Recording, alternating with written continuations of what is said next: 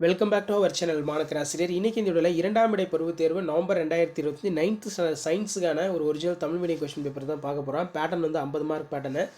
1 mark பார்த்தீங்கன்னா ஒரு 8 1 mark இருக்குது. டைமிங் வந்து 1.5 மணி நேரம். ஸோ நீங்கள் எந்த டிஸ்ட்ரிக்டாக இருந்தாலும் சரி இந்த கொஸ்டின் பேப்பரோட கொஸ்டினை கொஞ்சம் நல்லா ரிவைஸ் பண்ணிக்கோங்க. 2 மார்க் கொஸ்டின் பார்க்கலாம். 6x12 மின்னோட்டம் வரைகிற அதன் அழகினை தருக, பிளம்பிங்கின் இடக்கை விதியினை கூறு, பொறுத்துக.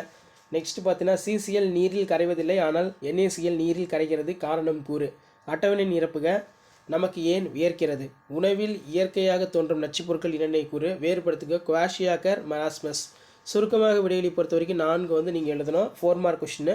இந்த சிம்பிளுக்கான டேர்ம் எழுதணும். காந்த விசை கோடு பண்புகள், எண்ம விதியினை கூறு, மந்தவாயுகள் ஏன் மந்தத்தன்மையுடன் காணப்படுகிறது, முதிர்ச்சி அடைந்த மனிதனில் காணப்படும் பற்களின் பெயர்களை எழுதி அவற்றின் பணிகளை குறிப்பிடு. கலப்படம் என்றால் என்ன? கலப்படம் செய்யப்பட வேண்டிய உணவை உண்பதால் ஏற்படும் விளைவுகள் யாவை? ஏசி மின்மாற்றியின் படமறிந்த பாகங்களை குறிக்கவும். விரிவான விடையிலி. மின்மாற்றியின் இரு வகைகளை விளக்குக. அயனி சேர்மங்களுக்கும் சகப்பிணைப்பு சேர்மங்களுக்கும் இடையே உள்ள வேறுபாடுகளை அட்டவணைப்படுத்துக. மனிதனின் உணவு பாதையினை விரி. நெக்ஸ்ட் வந்து பார்த்தீங்கன்னா நமது உடல் வளர்ச்சிக்கு விட்டமின்கள் எவ்வாறு பயன்படுகிறது, கொழுப்பில் கரையும் விட்டமின்கள் மூலங்கள் மற்றும் குறைபாட்டு நோய்கள் அறிகுறிகளை அட்டவணைப்படுத்துக. ஸோ இது எல்லாமே ரொம்ப ரொம்ப முக்கியம். நீங்கள் எந்த டிஸ்ட்ரிக்டாக இருந்தாலும் சரி 9th standard second mid term test November 2025 சயின்ஸுக்கான ஒரு original question paper, Tamil medium question paper.